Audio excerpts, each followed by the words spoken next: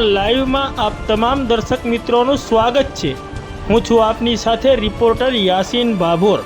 आजना महत्वना समाचारनी वात करिए तो दाहोद जिल्ला में सारो अने खेतीलायक वरसाद ना थाय त्यां सुधी दाहोद जिल्लानी तमाम प्राथमिक शाळाओनो समय सवारनो राखवा माटे दाहोद जिल्लाना घटक संघो अने शिक्षकोए जिल्ला प्राथमिक शिक्षण अधिकारी ने रजूआत करी। तेओए रजूआत में जणाव्युं छे के तारीख 1 जुलाई 2026 थी दाहोद जिल्लानी प्राथमिक शाळाओनो समय सवारे 10:30 थी सांजना 5 वाग्या सुधी थनार छे। त्यारे दाहोद जिल्ला में जून महीनाना अंत सुधी सारो वरसाद थयेल नथी, जेना कारणे पीवाना पाणी सहितनी तंगी वर्ताई रही छे।